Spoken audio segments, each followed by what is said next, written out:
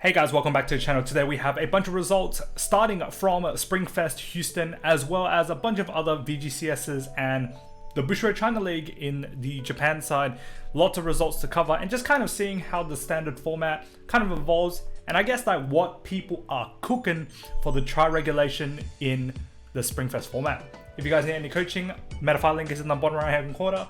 Feel free to book a session and we can get started. If you haven't already, click that subscribe button for all notifications on this channel. So let me tell you, people who went to Houston were absolutely cooking, all right? And we'll start off with standard. So the first place team, definitely cooking, right? Bringing Messiah, Shiranui, and Jujud Ignis. And I think like Ignis has been this deck where it hasn't really seen too much of the spotlight because there's just too many Youthberg mains and, you know, Youthberg fanatics and, you know, Leonon fans, you know, and Ignis has just been overshadowed. And the fact that it came first, I'm like really happy to see this result. So congratulations to this team. Second place was a Prism, Youthberg, and Shiranui. Third was a Prism, Luai, Shiranui, probably the most meta dog lineup of a team pretty much in the whole event. And then fourth place was Shiranui, Leonon, and Messiahs. 2 Messiahs in top 4, which is actually pretty crazy. So if you look at the, I guess, deck distribution, every team had a Shiranui. And then outside of that, I think nearly every team had another Stride deck set. And then, yeah, just pretty much like, you know, either your Prism, Youthbergs, you know, like the top tier meta decks, right? Or the tier 1 decks, if, you know, you consider Shiranui as tier 0, right? The tier under, essentially. So just gonna look at some of the decks. The first one is the Messiah, probably one of the most interesting decks. Actually, probably one of the most interesting archetypes to take it first place, and really emphasizing on the new Messiah order that you get from the shop tournament promo packs, I think.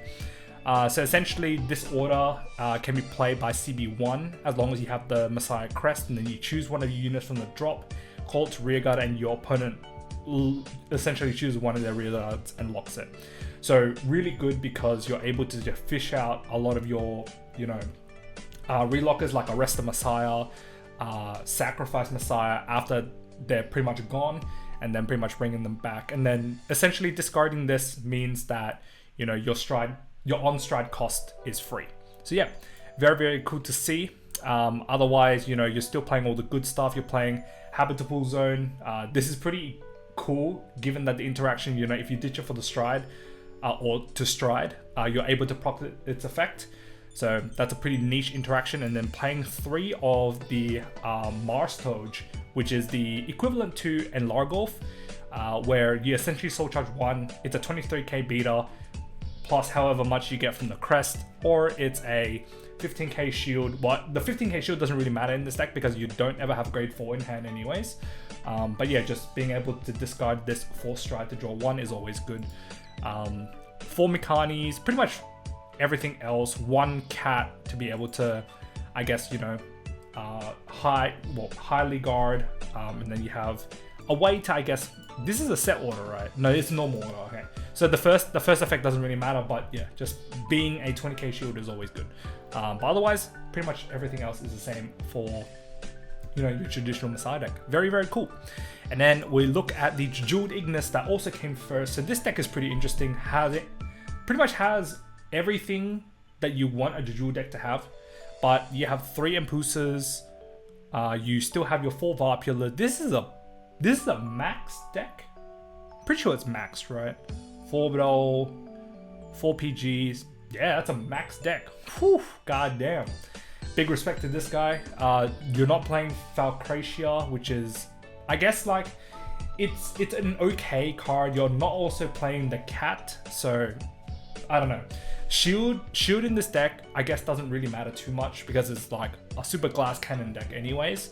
But being able to, you know, just draw cards like Nocturcia draws you 1, Varpula draws you 1 refunds, and Pusa gets you 1. Zygon essentially builds a board for free. So yeah, you're just able to hand filter cards. Like this card allows you Ristal Gala to pretty much filter the hand to essentially dig to draw your PGs.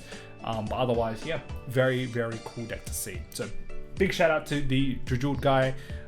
Very cool to see this deck, you know, come first and take it all. Then looking at the try regulation, and when I said Houston was cooking, Jesus. So, in what world do you ever see a Hamskate come first place? Right. In my 13 years of playing this game, I've wanted Hamskate to come first, like a pure Hamskate deck, not, you know, Hamskate Leopold. I know Andre won Worlds back in 2018, but that was like, you know, introduction of Hamskate, but a pure Hamskate deck coming first, along with a Shamu as well. I don't think we've seen this deck, you know, perform very well in English. And then Shirunui Crest as well, which is very, very interesting, a build that we'll take a look at in a second. Second place was bringing a Yasue. What is going on? Prism in the standard slot, and then Shirunui Crest again. Seems like Crest Shirunui is, you know, a popular pick amongst all the participants at Houston. And then third place was a Raging Form in V, Youthberg in standard, and then Shirunui again, a Crest Shirunui in premium. And then fourth place was Night Rose in V, Shirunui, and a Luard, and it's a Crest Luard as well. So gonna look at some of these spicy decks. So the first one being that Hamskate deck. Wow, like 8 fronts, multiple ways to create Excel using Hamdon and the grade 3 Hamskate. Yeah, I actually am baffled. I have no clue. As much as the art looks great, like I have no clue what this deck does, other than the fact that it creates multiple Excels, and I think like this guy restands or something. Yeah, it's like discard 2, reveal bottom card, and then you like ride a Hamskate. So like you ride this, you create Excels. So that's like pretty cool. And then you just plus a bunch. Like deck filtering with this deck is actually pretty insane. You have just so many ways to like filter out stuff. Like your grade 1 I think it's grade 1 filters out grade 2s, if I'm not mistaken, to be able to get your ride. This grade 1 is pretty much, you know, like just bottom deck stuff, being able to make sure that you have the requirements for Hamyan, and yeah, you just restand, draw a bunch, and yeah, call it a day. If I remember correctly, this card was pretty good too. It was like, yeah, top 3, reveal a Hamskate, put into hand, rest in bottom deck in any order. Yeah, it's just so good. What the hell? And then, yeah, only playing 2 Hamhiko and 2 of the Strider card, well, the V promo, to be able to find your stuff. And then, yeah, this promo is pretty busted as well. Pretty much when it's placed, you CB1, you put a card from drop to bottom. I think, yeah, drop to bottom, draw a card, your Vanguard, and this, choose one of your Vanguard until end of turn +5, and drive increases or decreases to 2.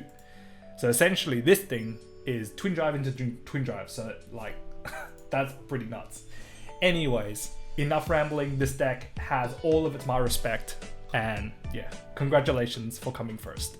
Then we're looking at the Yasue. This Yasue is very similar to how it was built previously, except you're jumping in with this Fright Sickle, essentially bottom deck to draw a card, filter out your deck. You have obviously a V promo to be able to clone stuff, and then Shiruyuki to pretty much reduce power, and you know, multiple Excels is always good. Rewriting grade 3 is always good too. This deck purely focuses on fronts mostly. You have the 2 crits for a scare, but otherwise, yeah, pretty cool to see. Then we have Raging Form. This is probably like one of the most streamlined decks, I think, in V, and it's really cool to see because I know Anson played in Premium, and you know, this deck has caught a lot of eyes of many players around the world, and just showing its love in V is pretty good too. You know, restand, sack 3, restand, sack 3, restand, lock a bunch, restand, restand, restand. That's just how it is. Nice. Then we have a Glendios. This came in top 8, if I'm not mistaken, so very maxed, I gotta say. Lots of SPs, which is really cool. Playing the 1 Chaos Breaker, I kind of agree with this.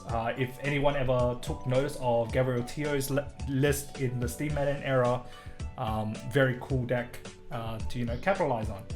But otherwise, you know, everything is like your normal Glendios deck. Zirconiums, Magnet Hollows to find your reverse units, and yeah, very, very cool.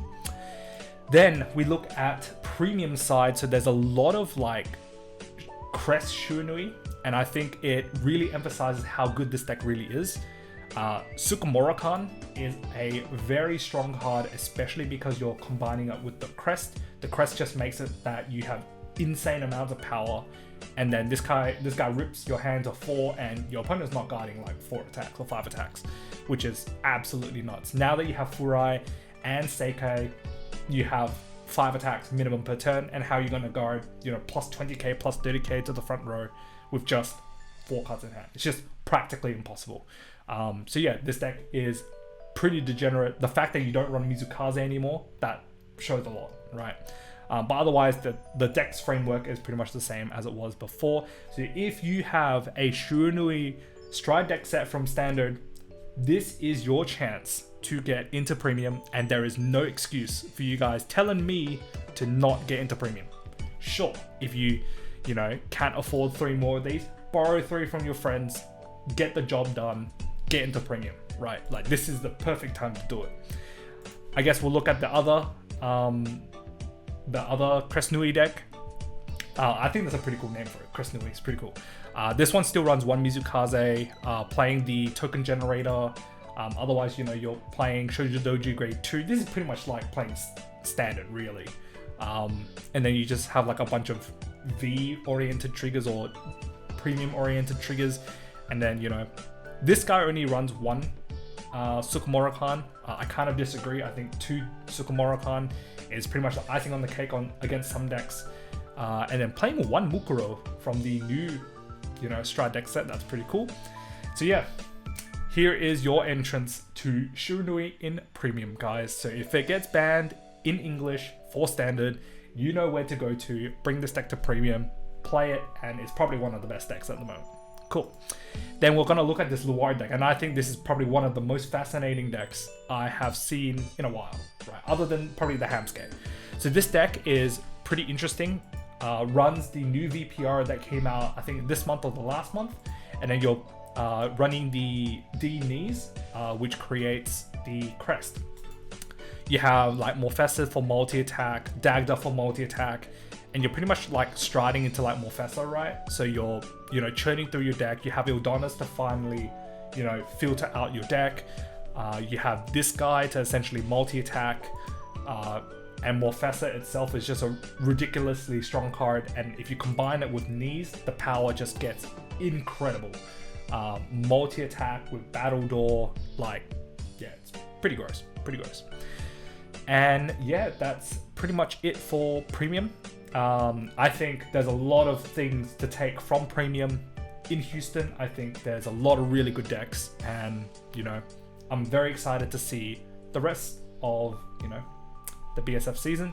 I know that I'm pretty sure Melbourne's next, and that's my BSF. So I think Melbourne's next because we have Easter this weekend, and I don't think there are any regionals for this weekend. We didn't have any for the previous weekend. So I think the next result I'm going to cover for Springfest is my result, if I even have any. So yeah, very cool to see. Anyways, jumping to Busho China League for Chongqing.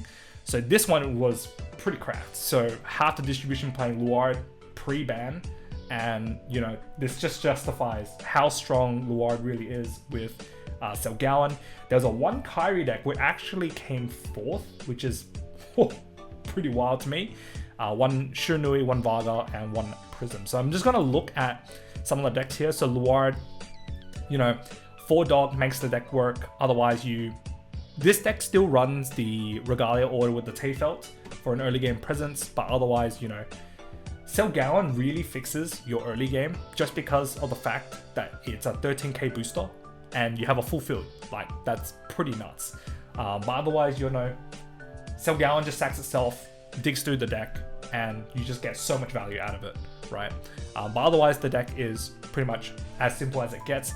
But this is the one I really want to look at. So this is the Kari deck. So you only play 2 grade 4 Karis, pretty much capitalizing on the dragon, which is like kind of like a stride fodder in a way, but you know, because you're on Kari, you get the full 20k shield. You're playing the D Cycler card as well. I can't actually see what that card is. I think it's the Kari spot from Little 4. You're playing the Willista line as well, because you're running 1 gem, and then pretty much you're getting up all the way to the Willista line. So you're playing the grade 1, grade 2 Willista, find the gem draws you 2 on turn 2. Yeah, it's just really, really good. I don't actually know what this card is, but I know that's the one that jumps, and that's the promo, and then you play Eureka because Eureka is really strong in this deck. Pretty much bounce 2, and then Kari bounces 2, and then you call 2. So I think like that grade 2 and that card there possibly could extend. I actually don't know what that one is either. So yeah, maybe I should invest some time into Kari. So yeah, pretty cool coming forth against all the Luards. That's pretty based. So we have the Kirin Cup. This is the set 1 meta. So a lot of Rezael. This is a teams format as well. A lot of Rezael, a lot of Luard, and pretty much a bunch of like other decks. The first place team took Shamu, Rezael, and Luard. Second took Shunui, Youthberg, Prism. Third was Mygo, Jeva, and Morphonica. And fourth was Welstra, Varga, and Rezael. So Rezael seems to be like a new deck that is like on the horizon, and I think it's being overshadowed by Luard because of how strong Luard really is. But otherwise, like Rezael is a very competent deck going into the near ban list, right? So just looking at the decks here, Shamu is actually pretty interesting, right? Because as much as people say like this deck is like super glass cannon, there's obviously like something about it that makes it good, right? So I think I was playing at locals, and one of my local guys just like created like 73k for like 4 attack, which is like pretty bonkers. It's like TG or die.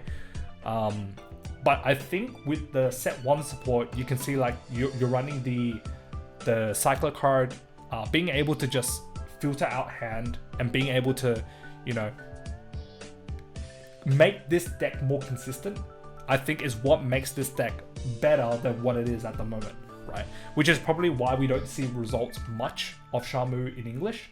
But I think once set 1 comes around, you might actually see this deck, you know, have a bit more oomph on the English side as well. And then Rezael, so Rezael playing Teithfallt as your early game, playing the Regalia Order. It's pretty much Luard, except your grade 3 is different, right? You're still running Selgauan, you're running the booster that allows you to counter charge behind a Rezael, you're running the Cat, you're running Biscotti, Teithfallt, obviously Persona Ride, you run one of the grade 3 that if you resurrect it with Rezael, it becomes a 28k attacker. Fodia, I think is that unit's called. But yeah, just the fact that you run the same engine that you do in Luard, but just in Rezael now, just makes it so that this deck, when it rises to grade 3, it's already really aggressive. So the fact that you giving it early game is actually pretty nuts. Like, really want to see how this develops, because I think Rezael is a very, very, very strong deck. But in English, whether we get Selgauan or not, that's a different question that we'll have to see. Then jumping to, oh wait, that was the second deck, right? Yeah, so the third deck was a Luard, but pretty much the same as the first Luard, nothing too different, I don't think. Yeah, this one runs Selgauan, yeah, nothing too different, so nothing more to see there. So this one is another Rezael, again, Teithfallt, and running the Order. This one runs less Fodia, but more, what's it called?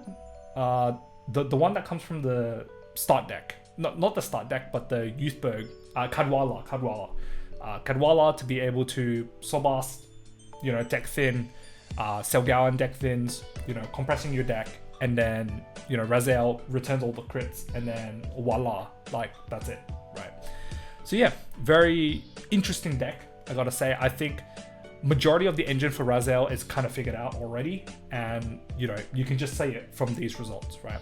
Well, there's another set of results, and that is the Vanguard Ultimate Cup Volume 7 in Japan. This is a singles format, so a lot of the people there played Luard, Varga, and Eva. I think Eva is, I guess, a new deck. Well, not really a new deck, an old deck that came back because of a really good promo card, but we'll explain that in a sec. But top 8 essentially had Luard, Shunui, Welstra, and then 5th to 8th had Varga, Rezael, and double Luard. So Welstra finally sees its solos performance, because previously we only saw Welstra in teams. So it's, you know, very cool to see Welstra finally get, you know, respect from a solos event. So we'll look at the Wall Street deck, I guess. So new ride line, playing Assembler, which is pretty wild, I think. And you know, you're capitalizing on 4/4 of each of the product, well, the grade 2 product activators. None of the little robot that countercharges, and then you play 1/4/4/2 of each of the products. So I think Assembler is, you know, something that people are cooking up and might be a standard going forward. So yeah, that's Wellstra. Now I think we have another Wellstra deck somewhere here. I think it's the next one, but we'll touch on Varga first. So Varga, this one runs the grade 3 that if it's unique in the front row, then it doesn't get blown up. But otherwise, everything is kind of removes itself. So this one runs full Bernier to be able to remove itself. The Boulder Axe to essentially get rid of itself. But otherwise, you know, the deck is pretty standardized. Playing the Chalice over, you know, any of the other Regalis pieces, I agree with that. So then we had Ava. Okay, Allied. We don't have another Wellstra deck we can look at. Actually, to be honest, I actually do want to see another Wellstra deck. So let's touch on this Wellstra deck before we, you know, jump up to the next one. This one ran a card that was very similar to Ilham's list that was ran in the Road to Davangasai in Indonesia. So this one has Combine Russia, the grade 2 that Ilham used, the rest product activator. So this one is a little bit techy, I think, running like a bunch of like different stuff, playing the robot, not playing Assembler. So yeah, two very different Wellstra decks, which is, you know, very, very innovative. Anyways, jumping back to Ava. Eva literally got this PR that just made it super good. Pretty much you can use the normal Eva skill, use this, jump to Poison Eva, and then your multi-attack is free. Like that is just so good, right? This promo itself literally carried this deck from what it was tier 2 to like a pretty formidable tier 1 deck. Although I feel that this deck, the power level is maybe not as close as to some of the other decks in the format at the moment. I think Rezael is just really strong, Varga's strong. Probably like, you know, those two decks, Welsh is strong as well. So you know, those three are really, really good contenders for, you know, if you're picking up a deck for Springfest, you know, consider those. But Eva, you know, it's really good to see old decks come back, and, you know, something that, you know, you definitely look forward to. And I think this deck is pretty interesting because it runs 2 of the monster order, so you can search it off the Eva there, set this order, and yes, deck thin, right? Because you run like a bunch of monsters. This one runs the monster PGs to be able to fish off the orders. Quite interesting deck build in its entirety. Yeah, I guess this is also a monster, right? I'm pretty sure this is a monster. Yeah, maybe.